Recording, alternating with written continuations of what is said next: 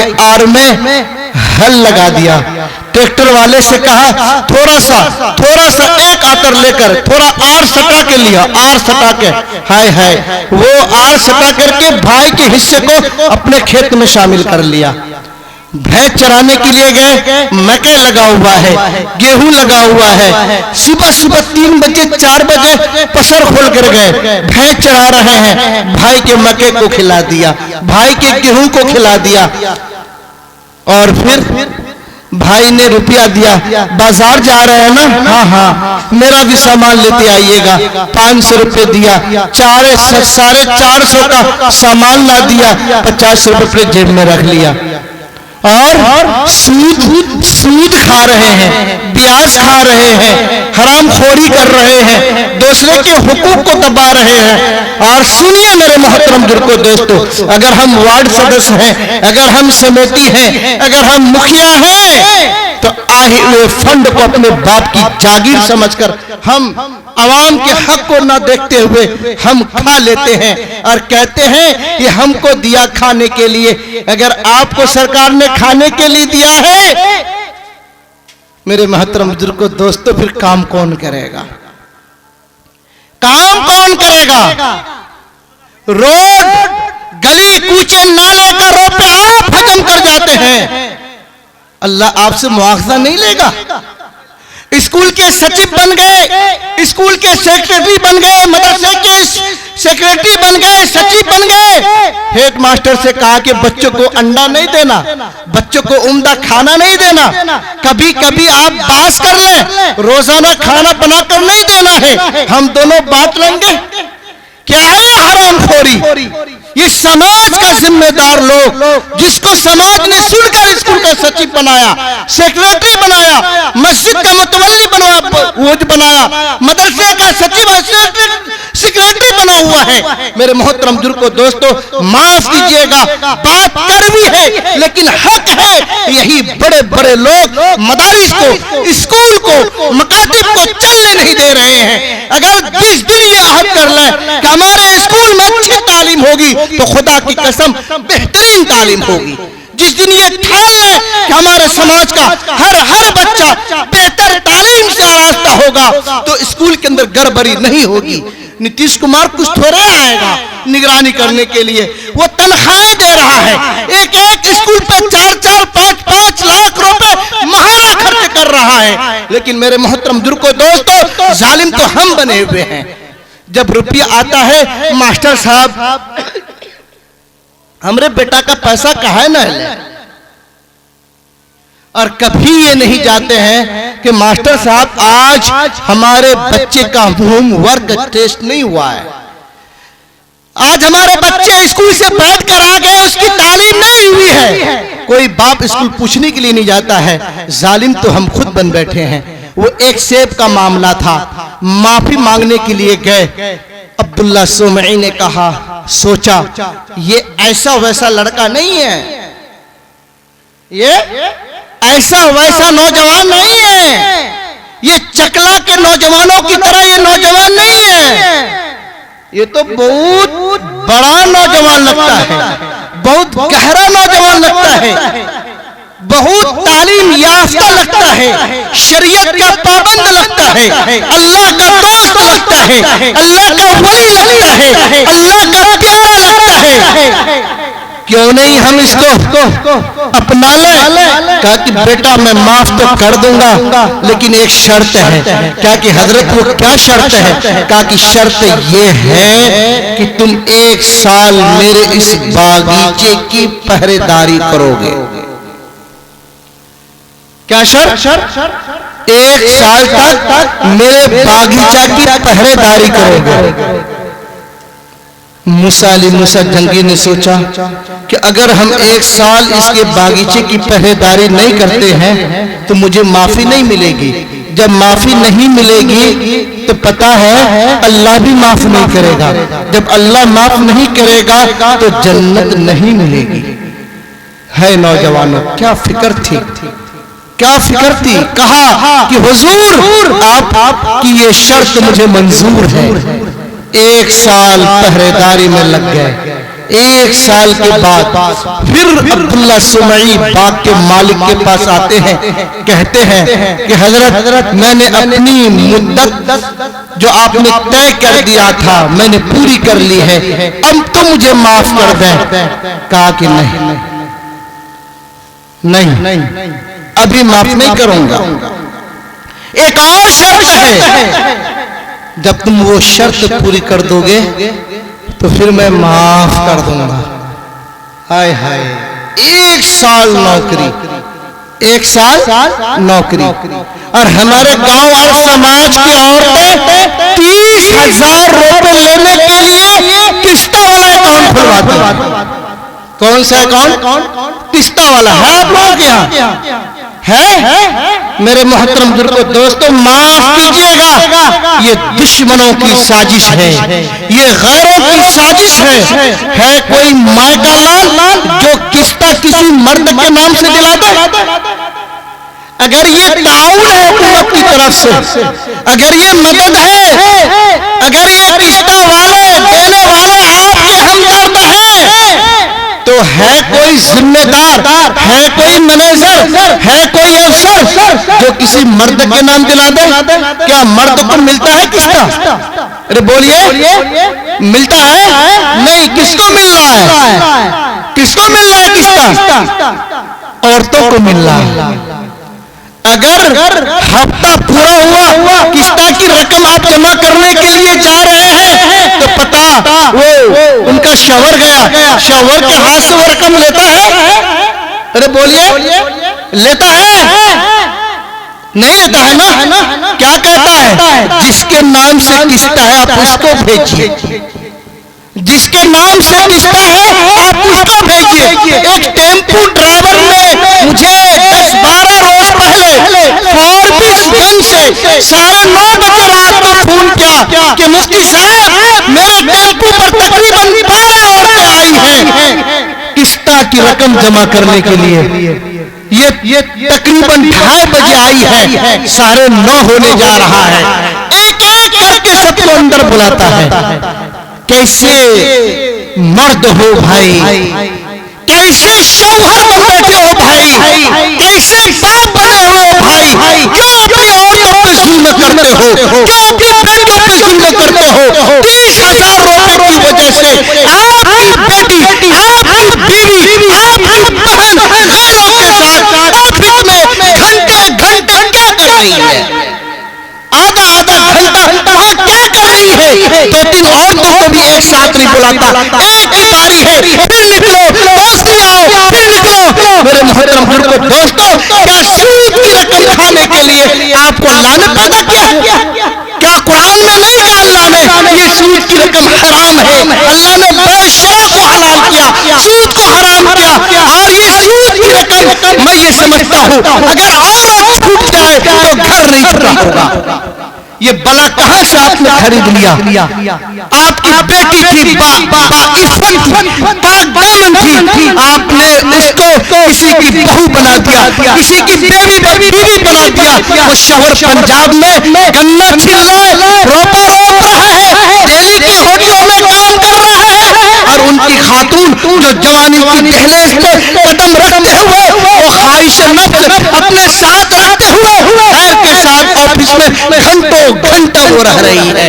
मुसलमानों, क्या इसीलिए आपने बेटी पैदा किया था? क्या इसीलिए आपने शादी किया था?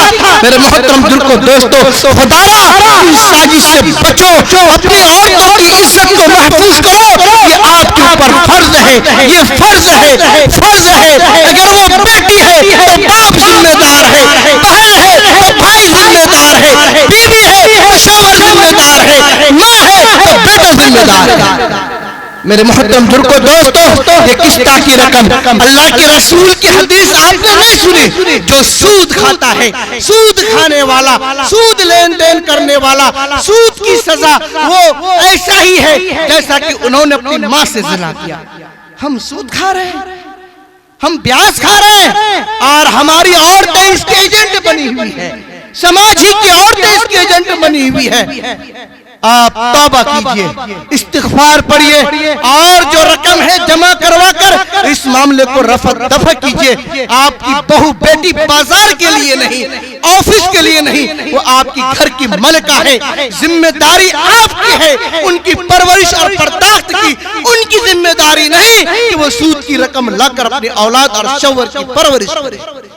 तो अहद करते हैं आप लोग कि इंशाअल्लाह इस किस्ता की बीमारी को से हम मुआशरा को साफ करेंगे, इंशाअल्लाह करेंगे इंशाअल्लाह। सब लोग हाथ उठा कर कहिए। और मेरे मोहतरम बुजुर्गों, दोस्तों, वो एक सेब का मसला था, वही एक सेब। कहा कि हजरत क्या शर्त है? कहा कि शर्त यह है कि मेरी एक बेटी है जिसका नाम फातिमा है, आंख से अंधी है, कान से बहरी है, ज़बान से गूंगी है, हाथ से लूली है, पांव से लंगड़ी है। तुम उससे निकाह कर लोगे तो मैं माफ कर दूंगा। हाय हाय, एक सेब खाया था। क्या? बगैर इजाजत के एक सेब खाया था। हमारी माँ और बहनें 30,000 रुपए ले रही है। हाय हाय, एक सेब। क्या कहा?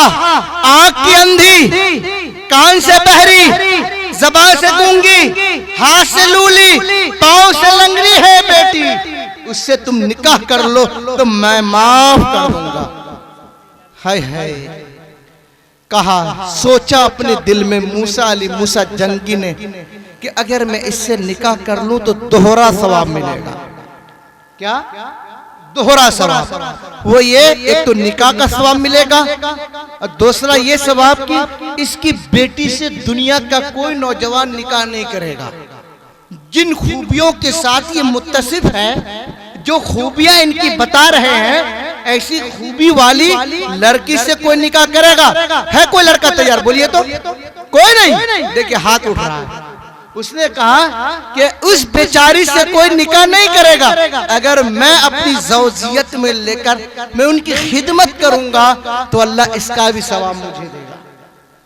कहा कि हजरत वो सेब, अल्लाह अकबर, मुझे मंजूर है, मैं आपकी बेटी फातिमा से निकाह करने के लिए तैयार हूं। शर्त कबूल है, 1 साल नौकरी और ऐसी बेटी से निकाह हो गया। निकाह होने के बाद अब्दुल्ला सुमई ने कहा कि फला हुजरा जो आप देख रहे हैं ना, वही आपकी दुल्हन पलंग पर तशरीफ फरमा है, आप तशरीफ ले जाइए। गए जाने के बाद दरवाजा खोला। बीवी ने महसूस किया कि मेरा शौहर अंदर आना चाहता है। दरवाजा खुलता है, शौहर अंदर दाखिल होता है। शौहर देखता है कि अपने हाथ के सहारे से बैठकर और फिर पलंग से उठकर वो मेरी तरफ चल कर आई और कहा, अस्सलामु अलैकुम व रहमतुल्लाहि व बरकातुहू। अबू साले मूसा अली मूसा जंगी ने सोचा, हाय हाय, ये क्या हो गया? ये क्या हो गया? पीछे हटे, बाहर आए। अब्दुल्ला सोबई के गिरीबान पकड़ कर कहा, ऐ अब्दुल्ला, एक सेब हराम का खाने की सजा है कि यहां तक मैं पहुंच गया हूं। क्या तू मुझे जिना में भी मुब्तला करना चाहता है? क्या तू चाहता है कि मैं जिना में मुब्तला हो जाऊं? जिस लड़की से तूने मेरा निकाह कराया है वो लड़की वहां पर मौजूद नहीं है। मैंने देखा अपने हाथों का सहारा लेकर वो बैठी है, फिर वो पलंग पर से उठकर चलकर वो मेरे तरफ आई, फिर सलाम किया। न तो बहरी है, न गूंगी है, न ही वो हाथ से लूली है और न ही पांव से लंगड़ी है। तुमने बीवी को बदल दिया और ज़िना में मुब्तला करना चाहता है। अब्दुल्ला सुमई ने कहा कि बेटा नहीं, बात ये नहीं। मैंने जिस लड़की से तेरा निकाह कराया वही मेरी बेटी फातिमा है। नौजवानों और हर बाप अब्दुल्ला सुमई के जवाब को सुनिए और अपनी जिंदगी में लाने की कोशिश कीजिए। और ऐसा बाप ऐसी बेटी को आज दुनिया में पेश करने से कासिर है। कोई बाप ऐसी बेटी के बारे में हक्कानियत के साथ नहीं कह सकता जो अब्दुल्ला सोमई ने कहा। कैसी बेटी रही होगी। बाप कहता है, ए अबू सालेह, मेरी बेटी फातिमा अंधी है, अंधी है। इसलिए अंधी है कि जब से वो मुराहका हुई, बालिग तो नहीं, बुलूगत के करीब हुई, तकरीबन 10-12 साल की हुई, तब से आज तक चचाजाद भाई को नहीं देखा, फूफाजाद भाई को नहीं देखा, मामूजाद भाई को नहीं देखा, खालाजाद भाई को नहीं देखा, गांव के पड़ोस के लोगों को नहीं देखा, यानी हर उस मर्द को नहीं देखा जिससे निकाह करना जायज। इसलिए मेरी बेटी अंधी। और सुन, मेरी बेटी जबान से गूंगी इसलिए कि बुरा लफ्ज कभी अपनी जबान से नहीं अदा किया। और सुन, मेरी बेटी आंख से अंधी, मेरी बेटी कान से बहरी इसलिए है गलत चीज, झूठ, गीबत, चुगलखोरी को कभी भी अपने कान से नहीं सुना। और सुन, मेरी बेटी हाथ से लूली इसलिए है कि गलत काम आज तक नहीं किया। मेरी बेटी पांव से लंगड़ी इसलिए है कि कभी गलत कदम घर से नहीं उठाया। वही मेरी बेटी तेरी बीवी फातिमा हुजरे उरूसी में है, तू जा अपनी बीवी से मिल। है कोई बाप जो इस तरह का दावा अपनी बेटी के लिए कर ले? हाय हाय, गए, मुलाकात हुई, 9 महीने के बाद एक बच्चा पैदा हुआ। रमजान की पहली तारीख, पहला सेहरी, सुबह के वक्त बच्चा पैदा होता है। हर माँ चाहती है कि मैं अपने बच्चे को सीने से चिपका कर दूध पिलाऊं। माँ ने सीने से चिपकाया, दूध पिलाना चाहिए, बच्चा दूध नहीं पी रहा है। माँ परेशान, 10 बज गया बच्चा दूध नहीं पी रहा, 12 बज गया बच्चा दूध नहीं पी रहा। ज़ोहर की नमाज पढ़कर अब्दुल्ला सुमई घर तशरीफ लाते हैं तो बेटी फातिमा अपने बेटे को लेकर बाप के गोद में देते हैं कि अब्बू जान, जिस वक्त से ये पैदा हुआ अब तक दूध नहीं पिया। अब्दुल्ला सुमई ने अपने नवासे को उनके सर के बाल से लेकर पांव के नाखून तक देखा और कहा, फातिमा मुबारक हो, मुबारक हो, तेरा लख्ते जिगर आज रोजा से है, तेरा लख्ते जिगर आज रोजा से है। खुदा की कसम, जब तक पूरी कायनात का मुसलमान मगरिब की अजान सुनकर रोजा न खोल ले, मेरा नवासा भी दूध नहीं पिएगा। फिर अजान होती है मगरिब की, बच्चा भी रोता है, माँ सीने से चिपकाती है, बच्चा दूध पीने लगता है। पूरे 29 दिन तक यही रहा, पूरे दिन दूध बच्चा नहीं पिया, रात में दूध पीता है। 29 रमजान में मगरिब की तरफ आसमान पे बदली है, चांद नजर नहीं आ रहा। पूरे शहर के लोग अपने बुजुर्ग के पास गए और कहा, चांद दिखाई नहीं दे रहा, कल ईद है या आखिरी रोजा। हजरत ने कहा, जाओ अब्दुल्ला सुमई के घर, उनकी बेटी फातिमा के यहाँ एक बेटा पैदा हुआ है, तुम कल सहरी खाने के बाद फातिमा से जाकर पूछना, अगर उसका बेटा सहरी के बाद दूध पी लेता है तो तुम कल ईद बना लेना, और अगर दूध नहीं पीता है तो रोजा को बाकी रख लेना। दौड़ते हुए आए, 30वें रमजान की सुबह को फातिमा से कहा, ए फातिमा बता, आज 30 रमजान है, आज सहरी खाने के बाद तेरा बच्चा दूध पिया है या नहीं? फातिमा ने कहा, हाँ हाँ, आज मेरा बच्चा सहरी के बाद दूध पिया है, ऐलान होता है, चलो सब लोग ईद मनाओ। कहां से ये बच्चा आया, किसने तरबियत की, कहां से ये तरबियत सीखा? मेरे मोहतरम बुजुर्गों, दोस्तों, वो माती फातिमा, वो बाप अबू साले मूसा जंगी रहमतुल्लाह अलैह, बाप भी पाक दामन बाइफत, एक सेब की वजह से 1 साल नौकरी लग पे चले गए, और वो माँ इतनी हयादार, इतनी पाक दामन, इतनी बाइफत, इतनी बाइफत कि बाप फख्र से कहता है कि मेरी बेटी अंधी है, मेरी बेटी कानी है, मेरी बेटी लूली है, मेरी बेटी गोंगी है, मेरी बेटी लंगड़ी है, बाप को फक्र है, तो भला उस दामाद और उस बेटी से ऐसा बच्चा पैदा नहीं होगा तो क्या शराबी होगा?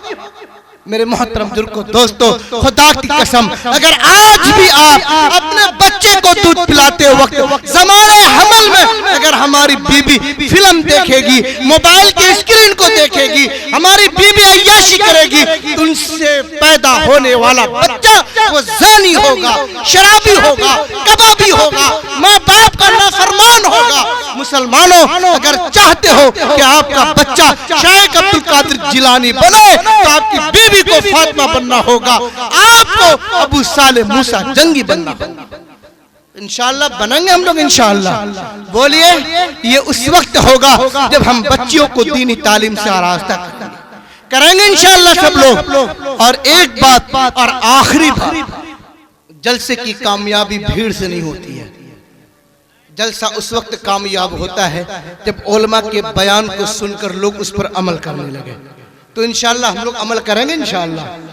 हर शख्स ये अहद करे कि इंशाअल्लाह मैं अमल करूंगा, करेंगे इंशाअल्लाह। ये दुनिया जब से वजूद में आया है, दुनिया जब से वजूद में आया है, रिश्ता बाप का भी है, रिश्ता माँ का भी है, रिश्ता बेटे का भी है, रिश्ता बेटी का भी है, खाला, दादा, दादी, नाना, नानी, नवासा, पोता, पोती, हर रिश्ते। लेकिन अल्लाह ने इंसान की तख्लीक के बाद, हजरत आदम की तख्लीक के बाद, हजरत हव्वा की तख्लीक के बाद जो सबसे पहला रिश्ता बनाया, पता है वो क्या रिश्ता है? हजरत आदम की तख्लीक हो गई, हजरत हव्वा भी जन्नत के अंदर है, दोनों है। अभी हजरत आदम बाप नहीं बने हैं, हजरत हव्वा माँ नहीं बनी है, हजरत आदम अभी दादा नहीं बने, चचा नहीं बने, खालू नहीं बने, खालू नहीं बने, चचा नहीं बने, दादा पर नाना, नाना छर नाना नहीं बने। इसी तरह हव्वा अभी दादी नहीं बनी, नानी नहीं बनी, फूफी नहीं बनी, खाला नहीं बनी। सबसे पहले अगर बनी तो हजरत आदम की बीवी बनी। क्या बनी? हजरत आदम की बीवी बनी। हजरत आदम सबसे पहले कुछ बने तो हजरत हव्वा के शौहर बने। पता चला तख्लीक के इंसान के बाद जो रिश्ता कयामत तक चलेगा, उन तमाम रिश्तों में सबसे पहले जो रिश्ता वजूद में आया है वो रिश्ता ज़ौजियत का है, वो रिश्ता मियाँ बीवी का है। और ऐसा मुकद्दस और पाकीज़ा रिश्ता है कि अल्लाह ने इस रिश्ते को जन्नत में बनाया। दुनिया खत्म हो जाएगी, कयामत वाक़े हो जाएगा, कयामत आएगी और हिसाब किताब का दिन होगा। लोग जन्नत में जाएंगे, जहन्नम में जाएंगे, जन्नत में भी ये रिश्ता कायम रहेगा। कौन रिश्ता? मियाँ बीवी का रिश्ता। कितना मुकद्दस और पाकीज़ा रिश्ता है। लेकिन मेरे मोहतरम बुजुर्गों दोस्तों, ये रिश्ता जितना ही मुकद्दस और पाकीज़ा है, हमारे समाज ने मिलकर उतना ही इसका ज्यादा जनाजा निकाल दिया है। पता, अल्लाह के रसूल सल्लल्लाहु अलैहि वसल्लम का फरमान है कि निकाह ये नबियों की सुन्नत है। मैंने भी निकाह किया है, मैंने खदीजा से निकाह किया, आयशा से किया, उम्मे हबीबा से किया, सफिया से किया, और मैंने अपनी बेटियों का भी निकाह किया है। फातिमा का निकाह किया, ज़ैनब का किया, उम्मे कुलसुम का किया, रुकैया का किया, और हमारे इन साथियों ने भी निकाह किया है। अपना निकाह किया, बेटों का कराया, बेटियों का कराया। ये निकाह ये नबियों की सुन्नत है, ये निकाह इबादत है, ये इबादत है। मेरे मोहतरम बुजुर्गों दोस्तों, जब हम इस निकाह को मुनाकिद करने जाते हैं तो पता, जिस निकाह को अल्लाह के रसूल ने फरमाया कि सबसे बाबरकत निकाह वो है जो जिसमें खर्च सबसे कम हो। मेरे मोहतरम बुजुर्गों दोस्तों, आज समाज के लोगों ने निकाह को मुश्किल बना दिया। बेटी पैदा होती है, बाप मुंह चिढ़ाने लगता है, अपनी बीवी को कोसने लगता है। नौबत तो यहाँ तक आ गई कि बीवी को तलाक दे देता है। है कि तुमने बेटी को क्यों जन्म दिया। मेरे मोहतरम बुजुर्गों दोस्तों, आज बाप को बेटी के पैदाइश पर खुशी नहीं हो रही, जबकि उनके नबी, उनका नबी, आखिरी नबी हजरत मोहम्मद मुस्तफा सरकार दो आलम सल्लल्लाहु अलैहि वसल्लम सिर्फ औरतों के बाप हैं, मर्दों के बाप नहीं। अल्हम्दुलिल्लाह मैं भी 3 बच्चियों का बाप हूँ, मुझे फख्र है कि अल्लाह ने 3 बच्चे अता की है, इसको सबको फख्र होनी चाहिए। लेकिन आज का नौजवान जब हॉस्पिटल में सुनता है कि बेटी पैदा हुई है तो वो मुंह चिढ़ाता है या नहीं? क्यों मेरे मोहतरम बुजुर्गों दोस्तों, बेटी की विलादत पे गम क्यों हो रहा? इसलिए कि हमने जहेज लेना शुरू कर दिया, हमने तिलक लेना शुरू कर दिया, हमने बेटी के, हमने बहू के बाप से, समधी से मांगना शुरू कर दिया, भीख का मुतालबा किया, और हम डकैत बन गए, हम चुड़ैल बन गए, हम डाकू बन गए, हम जालिम बन गए। और वो जवां बेटी जो शादी की दहलीज पे कदम रख चुकी है, नफ्स है, नफ्स का गलबा है, वो देखती है कि मेरे बाप के पास मेरे शौहर को होने वाले शौहर को देने के लिए अपाची का इंतजाम नहीं, टेलीविजन एलसीडी का इंतजाम नहीं, वो सोफा का इंतजाम नहीं, और ये 4 लाख 5 लाख का इंतजाम नहीं। मेरा बाप तो 250 रुपए यौमिया कमाता है, हमारे पेट को भरता है, वो इतनी ज्यादा रकम कहां से लाकर देगा? वो देख रही है कि माँ कहीं चली जाए, छोटे छोटे भाई कहीं और चला जाए, लाइट आ जाए, वो पंखे से अपने दुपट्टे को बांधकर अपने गले में फंदा लगाकर अपने आप को मौत के हवाले कर देती। मेरे मोहतरम बुजुर्गों दोस्तों, ऐसा क्यों हो रहा? क्यों हो रहा है ऐसा? आज जवान बेटियां अपने आप को मौत के हवाले करने पर मजबूर क्यों हो रही है? कभी बच्ची गैस का शिकार होकर गैस के चूल्हे से अपने आप को जला लेती है, कभी किरासन और डीजल छिड़क कर, पेट्रोल छिड़क कर जला लेती है, तो कभी किसी नदी के पुल पर से कूद कर अपने आप को डुबो देती है।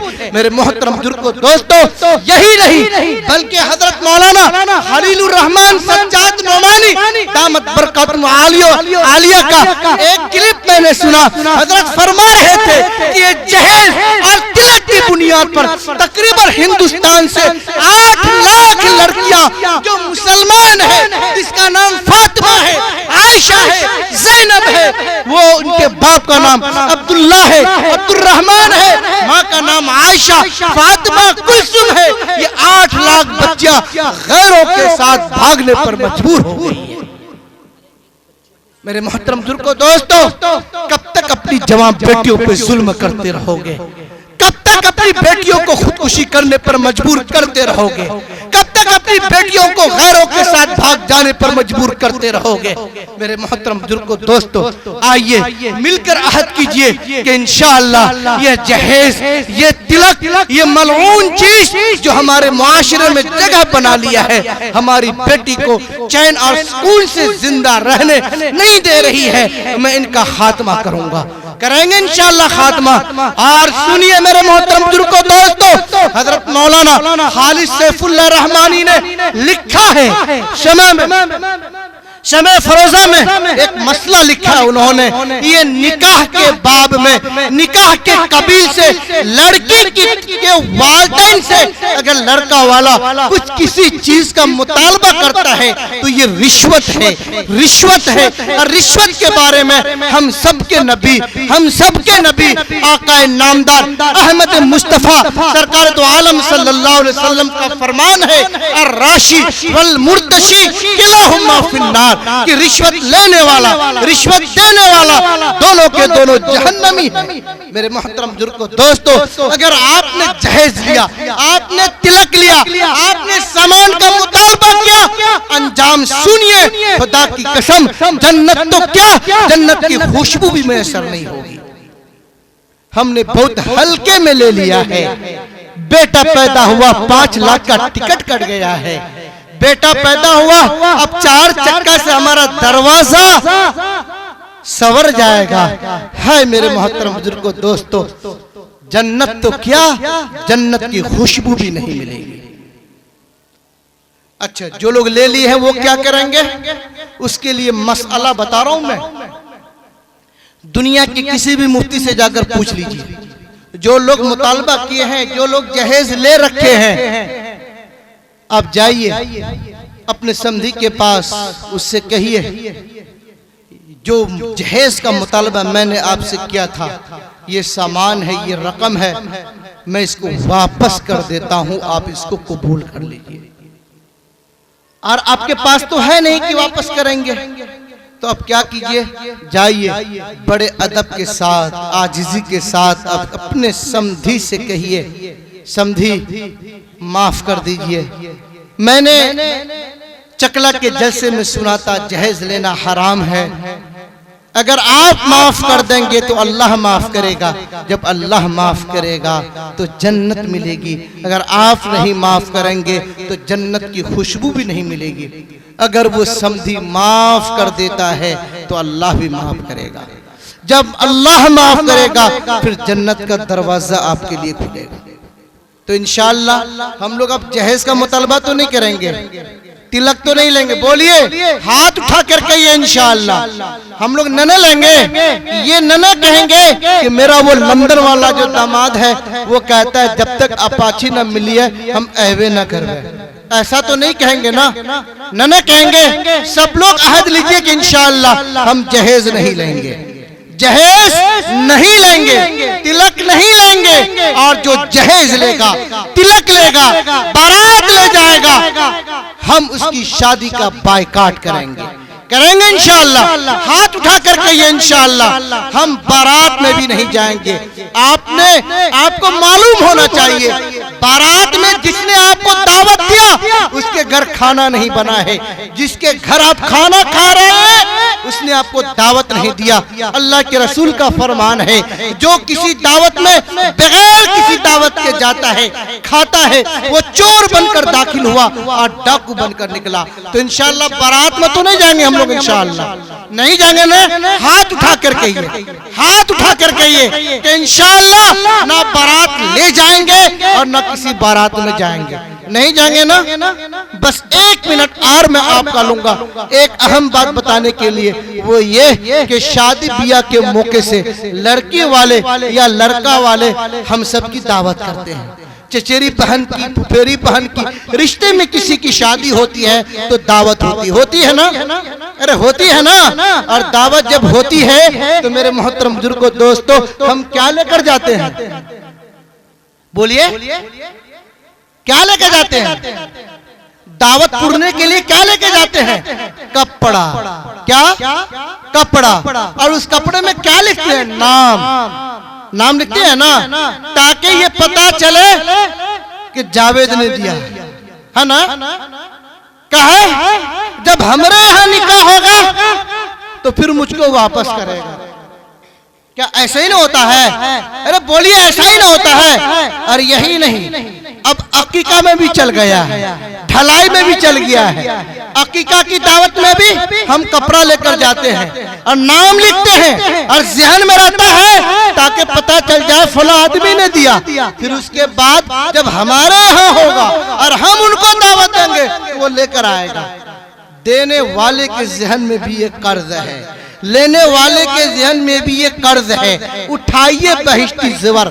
हजरत मौलाना अशरफ अली थानवी रहमतुल्लाह अलैह लिखते हैं कि शादी ब्याह के मौके से ये जो कपड़ा दिया जाता है, अकीका के मौके से ये कपड़ा दिया जाता है, ढलाई के मौके से ये कपड़ा लिया जाता है, जालिमैन उसको कर्ज समझते हैं। अगर वो कर्ज की अदायगी के बगैर इस दुनिया से चला गया तो उनको जन्नत नहीं मिलेगी, क्योंकि ये हुकूकुल इबाद है कर्ज।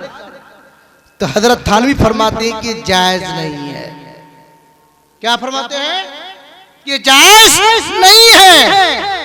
तो बेहतर क्या है बताइए? अगर आप कपड़ा नहीं देंगे तो लड़की की शादी होगी या नहीं? बोलिए हो गया या नहीं? लड़का की शादी हो गया या नहीं? अकीका होगा या नहीं? ढलाई होगी या नहीं?